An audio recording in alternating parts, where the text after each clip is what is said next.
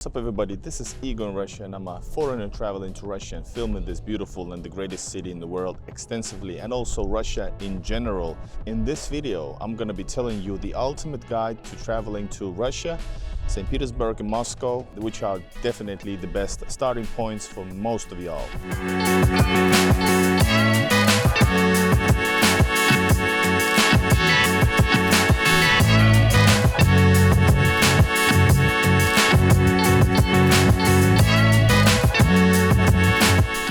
In this video, guys, you're going to hear all the basic information that you need to know about traveling to Russia. That's about border control, that's entering the border customs, it's about exchanging money, bank, accommodation, even some traveling tips while you're in Russia. By using these tips that I've given you guys, you are able to maximize your trip worth and of course the pleasure of traveling in Russia. So pay attention. I've also added some timestamps for you to easily to find what you need in case you don't need to hear it all. So this is the ultimate guide to traveling to Russia, and notice as of recording this, there are certain sanctions, there are certain restrictions concerning traveling to Russia, traveling Russia in general. So pay attention. Situation might change. All right, starting off with a visa, guys. So in order to enter Russia, most of us, like me, we need a visa to do so. Approximately 50 countries are able to get the e-visa, which is basically free one.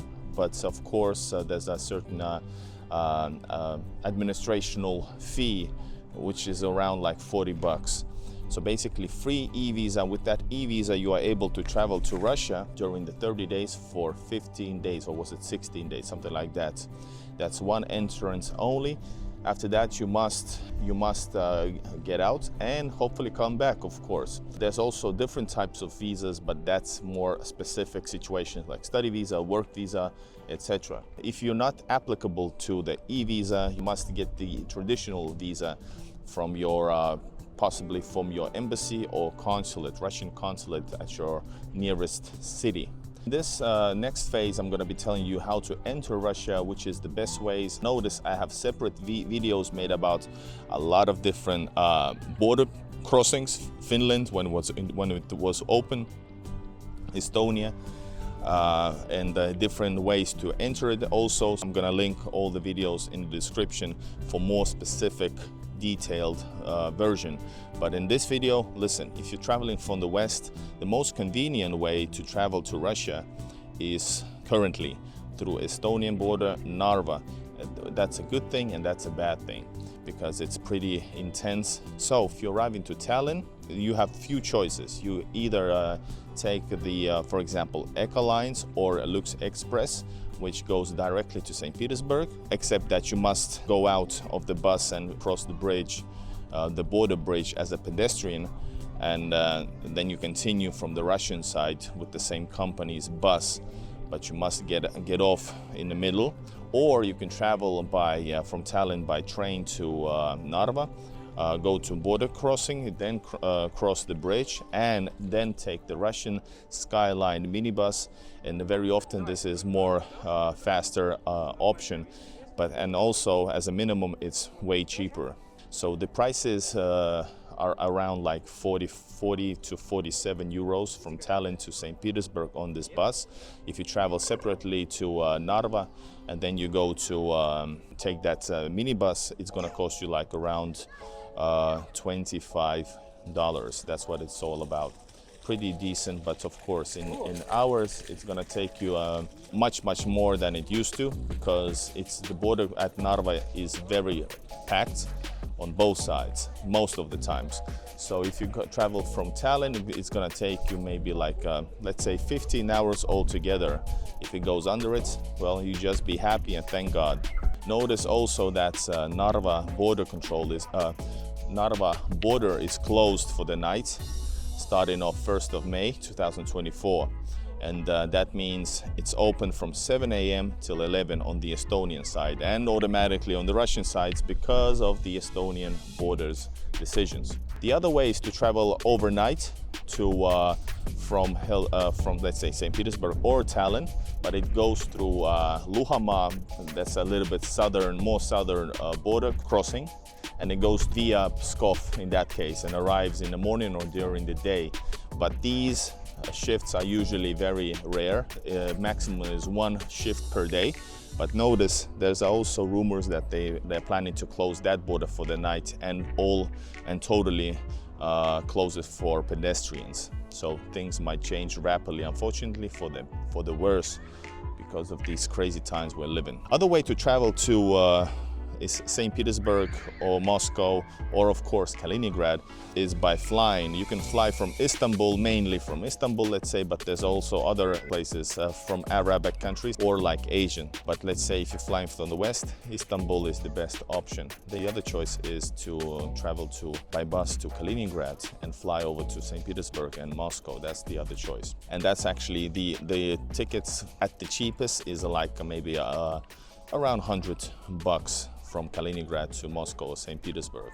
If you travel into Kaliningrad first and flying from there to Moscow, St. Petersburg, you have to travel from Poland, which is not necessarily the best option. It takes quite a long time, or go from Vilnius, which is much closer. Around 9 hours traveling time from Lithuanian capital to Kaliningrad. I get a lot of comments from tourists that when sometimes they travel to Helsinki, from Helsinki to Tallinn, starting that journey then to Russia. Very often I hear that the border customs of these unfriendly countries actually try to scare them or, talk bad about their possible future in Russia. Don't mind them at all. That's totally, quite frankly, because I've heard stories that they try to tell you that you're gonna be conscripted to the Russian army, sent to the front, sent to gulags, all that bullshit. Don't worry, everybody who's come to Russia have said that this is the best place. It's nothing like they've expected. So just travel to Russia and see it for yourself and enjoy the culture like you should enjoy like in any country, no matter what politics. And also Russia is probably the safest country for you as a traveler and you as a foreigner compared to any place elsewhere, especially, by the way, Europe. I gotta say that. So during this situation right now, there's a certain sanctions put in place, which means that you cannot bring officially euros from Europe into Russia. Whoa. So officially, you cannot bring euros from European Union into Russia because of sanctions. Most of the times, if you have a Schengen passport, EU passport, then you can go actually through the biometric gates, which is way faster. Usually they don't ask you, but if they do, you must actually, if they find that money, you must go back to outside the border crossing and exchange on the Narva side. But otherwise, if you do carry that money into Russia, which I kind of must not recommend, then I'm gonna tell you in the other phase about exchanging money with the best currency in St. Petersburg, for example, and in Russia in general. Euros is forbidden. You can exchange them in Narva or in St. Petersburg, and you should actually have a little bit of money on you just in case for exchanging. As soon as you come to Russia, you should have, like, let's say $50 exchanged into rubles. Russian side is actually Russians, they let that money in, but you must report if you bring over 10,000 euros or dollars, which I doubt you are, but some people actually do. So notice that money you must inform, and I don't know, is there some kind of a taxation or what? Not sure what then happens. Somebody give me that kind of amount of money and I will make a video about it. So another thing that you cannot bring during the sanctions right now from the western side is drones, for example. If you like to film, beautiful cities of Russia or nature, a drone that is over 500 grams actually should be checked by the Russian border. for their safety reasons. And get yourself a SIM card, TELE2, Tele2, or Beeline, or Megaphone. SIM card which only uses internet, it might have some other services as well, but it's approximately, it should cost you max like 500 rubles, which is a bit on top. So alright, $5 for basically unlimited internet for a full month. Then what else? After that, when you have a SIM card and a telephone number, you can go to, I would prefer you go to Sberbank and get yourself a Mir card. This Mir card is gonna get you places. It's gonna make your life so much easier during your stay. If you're there for, let's say, even 5 days, or plan to come back sooner or later, make sure you have this do this bank card thing. You're gonna thank me, and everybody has been thanking me, so it's gonna help you out.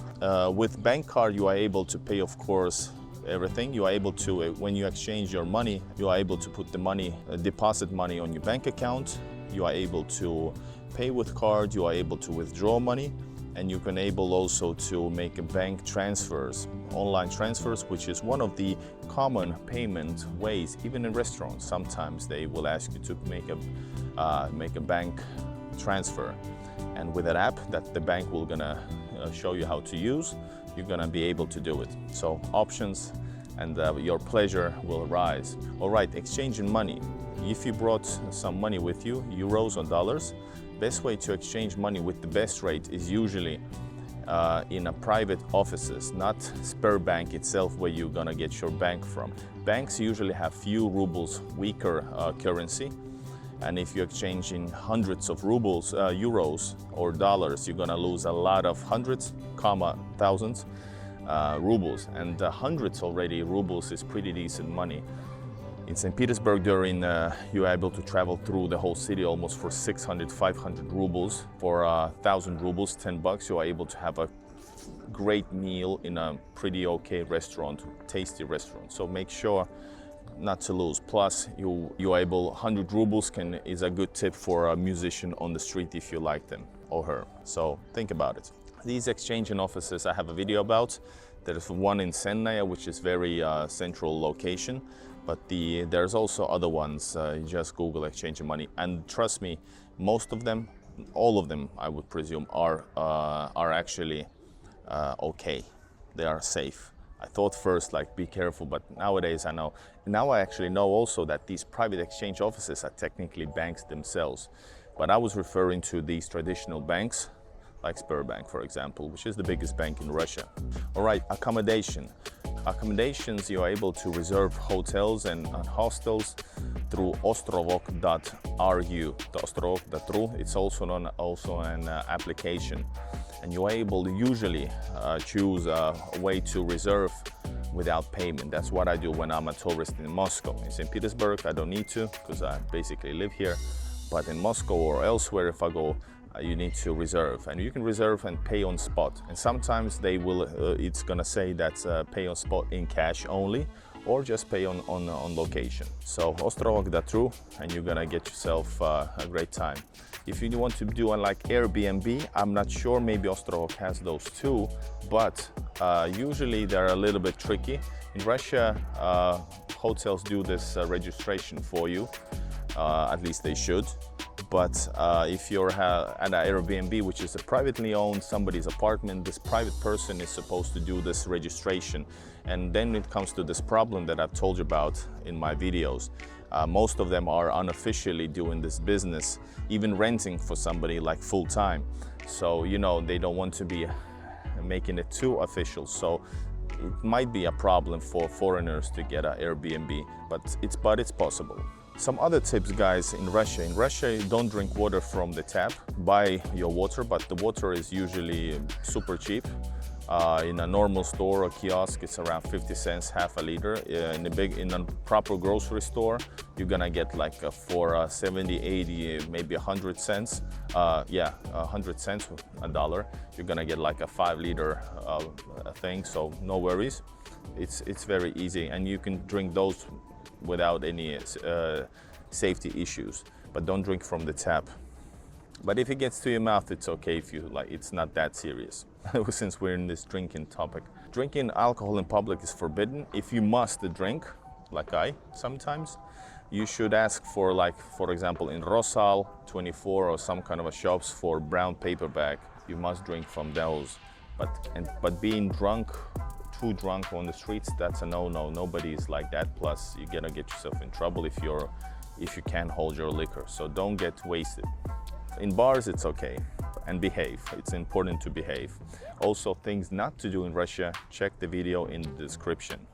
Guys, if you want to go to a great food, and we're now in St. Petersburg, this is Peter and Paul Fortress. If you want to eat really good and inexpensively, even though even the expensive places for you as a foreigner are probably okay and cheap, but get yourself the best enjoyment and go to some other than super central Nevsky type of restaurants, even though there are also good restaurants there too. But just go somewhere else and go where locals eat. And there's a different centers all around the city. Center is not one place in St. Petersburg, and especially in Moscow. It's scattered all around. So everywhere is great places to eat, great restaurants, chains, etc.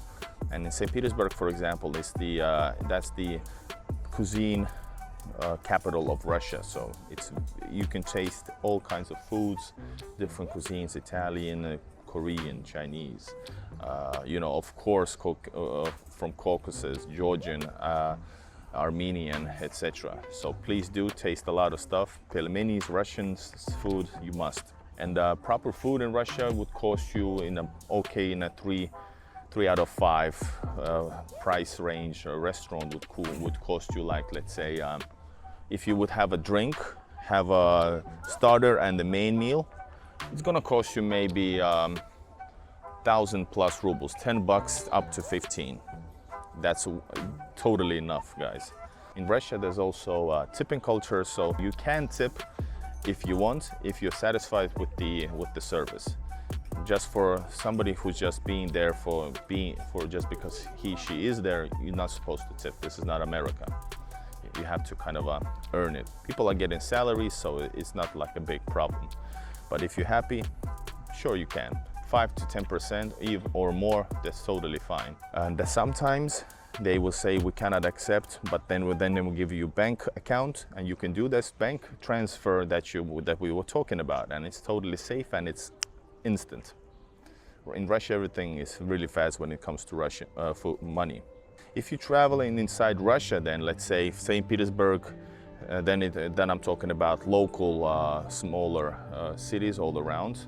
There's hundreds, like tens and tens of them. You should actually go by public transport or even taxi, but use use trains and etc. And you can go to rzd.ru to see the timetable, or you can use tutu.ru. And that's where you know what kind of a railway station you must leave from, etc. and how long does it take. And you can buy the tickets on spot. But if you're talking about going to Moscow, you should buy tickets in advance for like a week before or even more, because the tickets are sold out almost always. Then you can also fly. Then you can use tutu.ru. It costs 50 to 100 bucks to fly to Moscow, for example. So yes, prices to let's say half an hour trip to, let's say, not Gachina, some other places, historical beautiful towns of St. Petersburg, it costs you there and back around like $2 or less.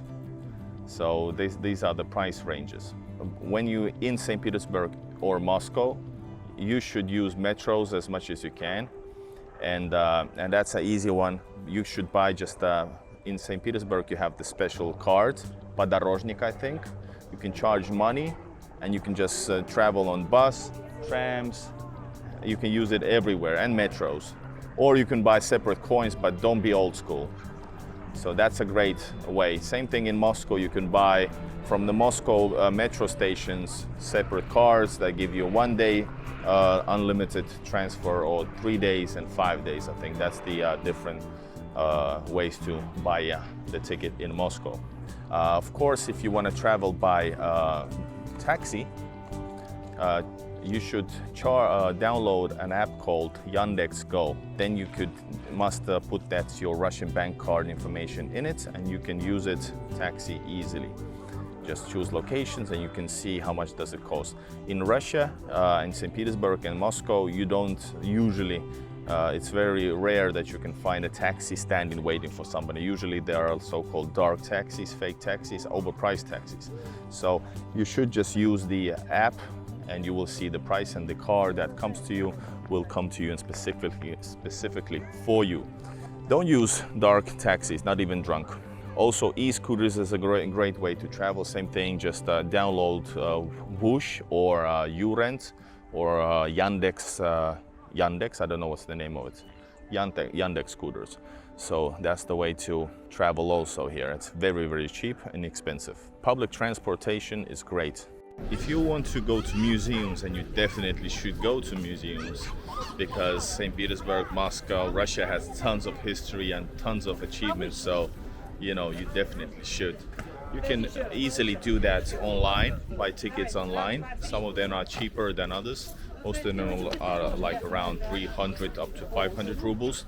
The main ones, big ones, are maybe 1,500 rubles, like State Hermitage or some like Peterhof Palace here in St. Petersburg. The big ones, you know, Catherine Palace, etc. So, and some of them places have to be so popular, like for example today, Menshikov Palace. Menshikov Palace was fully booked online. So do that online. It's easier through kassir.ru, and also kassir.ru is a great place for you to buy tickets in advance for sports events, entertainment events, concerts. And payment, yes, by card information, which is super easy. Sometimes you might get information or notification or a confirmation code to your by SMS as well. So very easy to do everything with your phone, as long as you have the Russian bank cards. Notice, right guys, kassir.ru. There you go, another one. So guys, if you need a private help with your travels to Russia before or during, I have a special service for it. I have a special membership for it. So just become a member in a special membership. Just buy that one. That will grant you an access to me directly to Telegram or WhatsApp, and I will give you all the necessary information beforehand, during, with links, and you know, just be there for you, doing the best thing that I can. So that's also supporting my channel, so make sure to become a member. All right guys, I hope you find this interesting. I hope this is a good ultimate guide for traveling to Russia as a starter kit. Hope you find this interesting, find this helpful, and subscribe to the channel. Become this member if you're traveling to Russia, or if you're not traveling to Russia, just become a member. We have different tiers as well. Thank you so much. This is Igor Russia, your foreigner in Russia, showing you real Russia. Have a great time in Russia. I'm sure you will. Пока-пока.